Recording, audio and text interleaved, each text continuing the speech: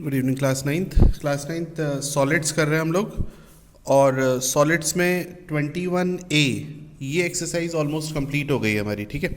तो आज मैं 21B और 21C के कुछ क्वेश्चंस आप लोगों को करवाऊंगा जो रिलेटेड होंगे 21A से, और कुछ नए कॉन्सेप्ट्स भी समझाऊंगा। तो I am taking question number 10th of 21C। ध्यान से देखिए क्वेश्चन को और समझिए। पहले क्वेश्चन रीड ज़रूर कर लीजिएगा। The dimensions of a rectangular box. तो एक रेक्टेंगुलर बॉक्स हमें दिया हुआ है। तो एक रेक्टेंगुलर बॉक्स हमें दिया है। इस रेक्टेंगुलर बॉक्स की लेंथ 4x, ब्रेथ 2x और हाइट हम लोग मान लेंगे 3x। ये हमें रेशो दिए हुए हैं, तो हमने 4x, 2x और 3x ले लिया। अब इसमें दिया हुआ है इसको the difference between the cost of covering it with paper, यानी कि आपको इस रेक्टेंगुलर बॉक्स पर पूरा कवर करना है पेपर से। और दो तरीके का पेपर है। एक पेपर है सस्ता 12 रुपये पर मीटर स्क्वायर का, और एक पेपर है थोड़ा महंगा 13.5 रुपये पर मीटर स्क्वायर का। तो ये दो तरीके के पेपर इसमें दिए हैं जिससे हमें इस रेक्टेंगुलर बॉक्स को पूरा कवर करना है, ठीक है। तो 12 रुपये पर मीटर स्क्वायर के हिसाब से जो कॉस्ट आ रही है और 13.5 रुपये पर मीटर स्क्वायर के हिसाब से जो कॉस्ट आ रही है, इसका डिफरेंस आपको दिया है 1248 रुपीज़।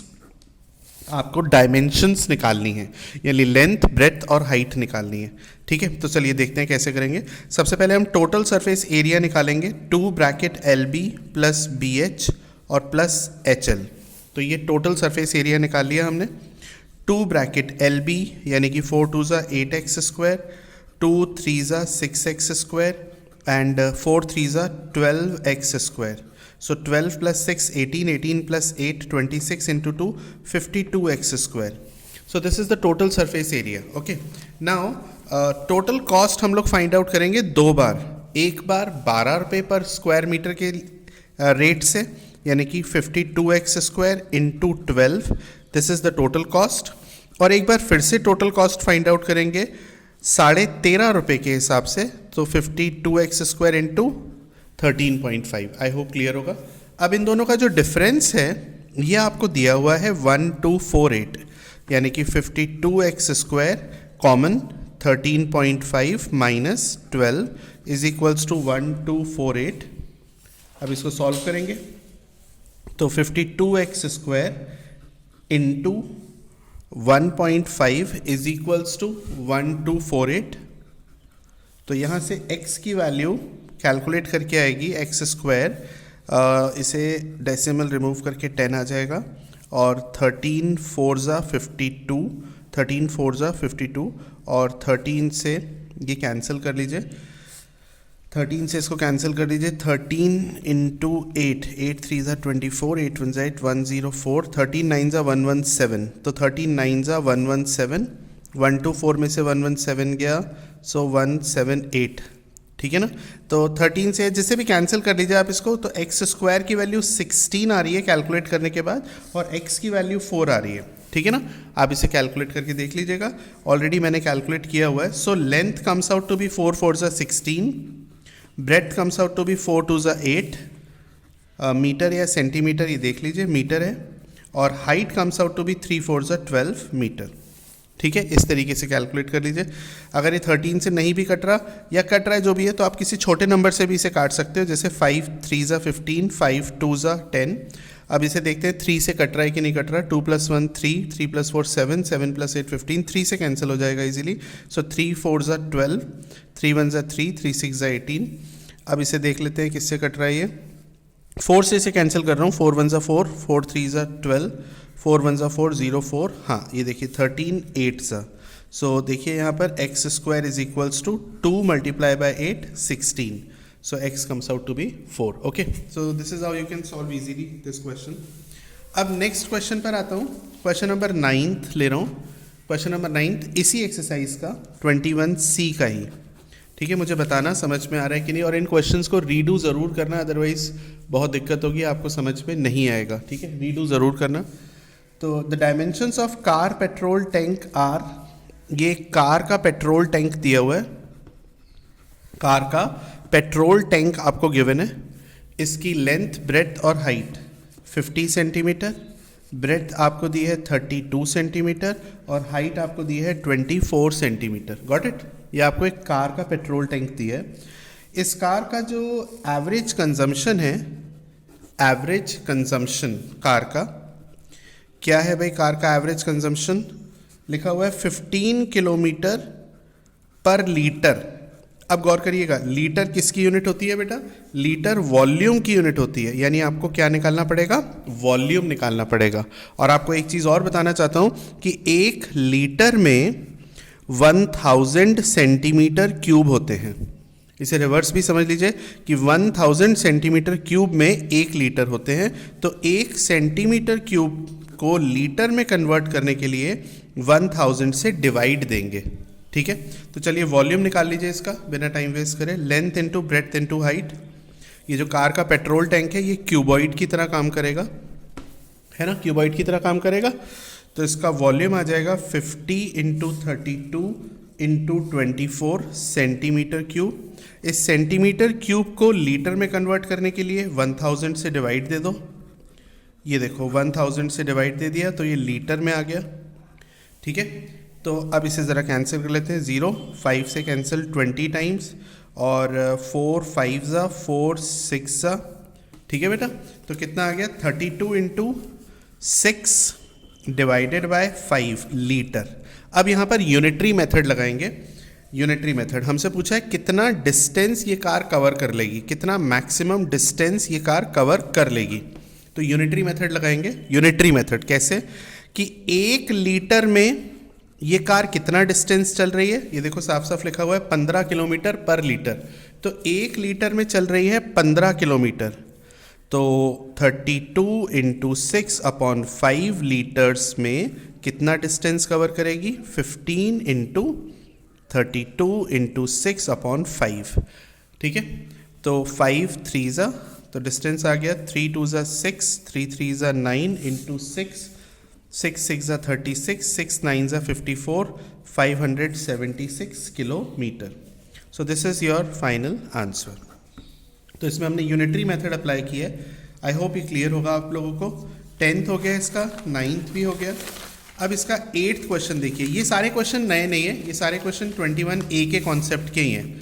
तो इसीलिए मैं सबसे पहले इन क्वेश्चंस को ले रहा हूँ। इनको रीडू ज़रूर करना, सिर्फ देख करके कॉपी मत करिएगा। रीडू का मतलब दोबारा शुरू से ज़रूर करिएगा।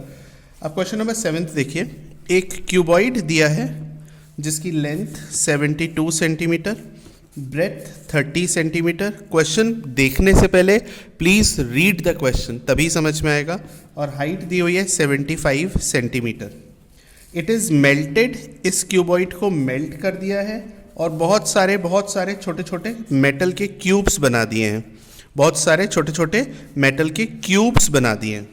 आपको बताना है कितने क्यूब्स बनेंगे। और ये जो क्यूब बनाए हैं इनमें हर क्यूब की साइड 6 सेंटीमीटर रखनी है।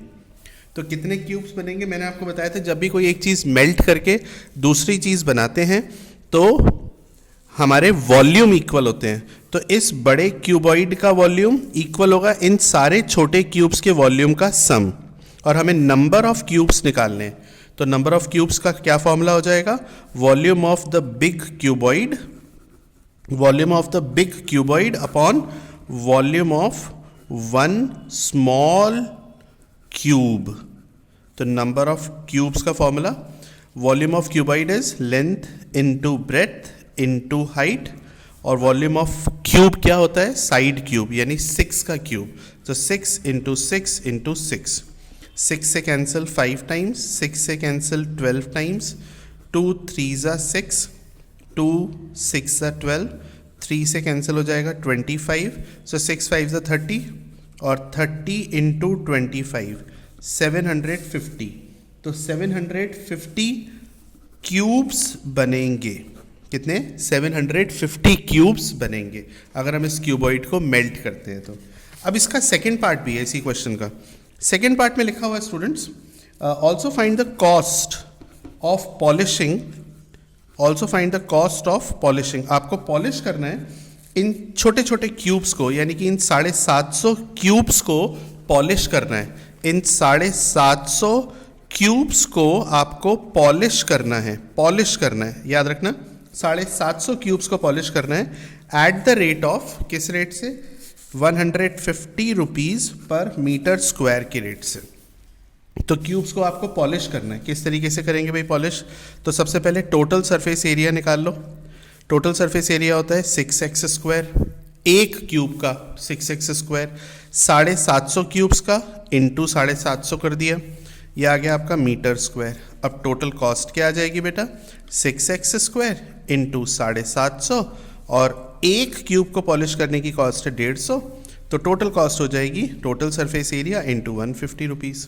और x क्या है, x is the side of the cube, तो 6 इंटू साइड, आप देखिए यहाँ पर 6 दी हुई है साइड, तो 6 इंटू 6 का square 36 into 750 into 150, so this is the total cost. इसे कैलकुलेट कर लीजिएगा, रुपीज़ में आंसर आएगा, ठीक है। तो 10th हो गया, यहाँ पर 9th हो गया, 8th के दोनों पार्ट्स हो गए। नेक्स्ट क्वेश्चन पर आते हैं। क्वेश्चन नंबर 7th आप स्किप कर दीजिए, क्वेश्चन नंबर 7th मत करिए, ठीक है। क्वेश्चन नंबर 7th स्किप करने के बाद हम आते हैं क्वेश्चन नंबर 6 पर। आइए ज़रा रीड करते हैं। When length of each side of cube is increase by 3 centimetre, यानी कि वो कह रहा है क्यूब की लेंथ को अगर हम 3 सेंटीमीटर इंक्रीज कर दें, क्यूब की लेंथ को अगर हम 3 सेंटीमीटर इंक्रीज कर दें तो इसका वॉल्यूम इंक्रीज हो जाता है। कितना इंक्रीज हो जाता है, 2, 4, 5, 7 सेंटीमीटर क्यूब इसका वॉल्यूम इंक्रीज हो जाता है। अगर हम क्यूब की साइड को 3 सेंटीमीटर इंक्रीज कर दें तो वॉल्यूम 2457 सेंटीमीटर क्यूब इंक्रीज हो जाता है। हो नहीं जाता, इंक्रीज हो जाता है, मतलब बढ़ जाता है, जितना पहले था प्लस 2457 हो जाता है। तो कहता है फाइंड इट्स साइड, तो let the side of the cube, मान लेते हैं साइड x सेंटीमीटर है, तो ओरिजिनल वॉल्यूम क्या आएगा बेटा, ओरिजिनल वॉल्यूम आएगा x क्यूब, और नई साइड कितनी हो गई, नई साइड कितनी हो गई, 3 सेंटीमीटर इंक्रीज कर दी। पहले साइड x थी, अब 3 सेंटीमीटर इंक्रीज कर दी, तो कितनी हो जाएगी, ऑब्वियसली x+3 हो जाएगी। तो बेटा नया वॉल्यूम क्या हो जाएगा, नया वॉल्यूम हो जाएगा x+3 का होल क्यूब। तो ये जो नया वॉल्यूम है ये ओरिजिनल वॉल्यूम से 2457 ज़्यादा है, यानी कि नया वॉल्यूम माइनस पुराना volume is equals to 2457 increase, ठीक है, समझ गए। a+b का होल क्यूब क्या होता है, कई बच्चों को याद होगा, कईयों को नहीं होगा। a³ + b³ + 3ab bracket a+b, तो x का cube plus 3 3 9 3 27 plus 3 into x into 3 bracket x+3 minus x cube is equals to 2457। X cube से एक्स क्यूब कैंसिल, तो 27 plus 3 3 9 x bracket x+3 is equals to 2457। 9x bracket x+3, 7 में से 7 minus किया 0, 5 में से 2 गया 3 और 2430, 9 से इसे कैंसिल कर लेते हैं। 9 2 18, 63, 9 7 63, और ये तो हमारी इक्वेशन बनी बेटा x bracket x+3 is equals to 270। ये सिंपल क्वाड्रेटिक इक्वेशन है, इसे सॉल्व कर सकते हैं। x² + 3x minus 270 equals to 0। अब यहाँ पर इसके स्प्लिटिंग द मिडिल टर्म से फैक्टर कर लीजिए। फैक्टर क्या हो जाएंगे, आपको 2 टर्म्स चाहिए जिनका ऐड करने पर +3 आए और मल्टीप्लाई करने पर 270 आए। तो 270 के फैक्टर करके देख लीजिए, ये आएगा 135 और 5 6 3 से कट जाएगा 45, 3 से कट जाएगा 15, 3 से कट जाएगा 5 और 5 से 1, 5 3 15, 15 5 3 15, 3 3 9, 9 2 18, तो 18 और 15 ये देखिए फैक्टर निकला है 18x और माइनस 15x। ये देखिए 5 3 15, 3 3 9, 9 2 18, इस तरीके से फैक्टर करते हैं इज इक्वल्स टू 0। इन दोनों में x कॉमन, x+18, इन दोनों में -15 common, x+18 is equals to 0। सो x - 15 into x+18 is equals to 0। इसको 0 रखेंगे तो x की वैल्यू आ जाएगी 15 and this is your answer. इसको 0 नहीं रख सकते क्योंकि इससे x की वैल्यू नेगेटिव आएगी, तो नेगेटिव में साइड हो नहीं सकती, so this is not possible. Okay, so the side is 15 centimetre. अब इसी क्वेश्चन का एक और पार्ट है, सेकेंड पार्ट, क्या कहता है ज़रा देखिए। How much will its volume decrease. अब इसका सेकेंड पार्ट में कह रहा है कि इसका वॉल्यूम कितना डिक्रीज होगा, ये बताना है हमें। इसका वॉल्यूम कितना डिक्रीज हो जाएगा अगर if each side is reduce by 20%। अगर हम साइड को, if each side is reduce by, अगर हम साइड को रिड्यूस कर दें 20%, तो इसका वॉल्यूम कितना डिक्रीज हो जाएगा। अब देखो बेटा, आपने अभी अभी निकाला कि जो साइड है वो आ रही है 15 सेंटीमीटर। ये देखिए आपने निकाला साइड 15 सेंटीमीटर है। साइड अगर 15 सेंटीमीटर है तो ओरिजिनल वॉल्यूम क्या आ जाएगा बच्चों? ओरिजिनल वॉल्यूम आ जाएगा एक्स क्यूब, यानी 15 इंटू 15 इंटू 15, ठीक है ना। और अगर हम साइड को 20% डिक्रीज कर दें तो 15 का 20% हो जाएगा 3, तो न्यू साइड हो जाएगी 15 माइनस 3 यानी कि 12। तो बेटा न्यू वॉल्यूम कितना आ जाएगा? न्यू वॉल्यूम आ जाएगा एक्स क्यूब यानी कि 12 इंटू 12 इंटू 12। तो स्टूडेंट्स आपसे पूछा है वॉल्यूम कितना डिक्रीज हो जाएगा, तो कितना वॉल्यूम डिक्रीज हो जाएगा? Decrease in volume is equals to, ये जो ओरिजिनल वॉल्यूम है ये ज़्यादा है, इसको मल्टीप्लाई कर लेना, माइनस जो नया वॉल्यूम है ये कम है, इसलिए बड़े में से छोटा माइनस कर दिया, ये सेंटीमीटर क्यूब में आपका आंसर आ जाएगा। ठीक है, तो इस क्लास में 10th कर दिया, 9th सॉल्व किया, 8th किया, 7th के बारे में बताया, स्किप कर दीजिए, और 6th भी कर दिया। ठीक है, तो आप लोग इन क्वेश्चंस को रीडू करिए और मेरे को फीडबैक दीजिए कि समझ में आ रहा है कि नहीं, और हर बात अपनी मुझसे कहिए। Thank you.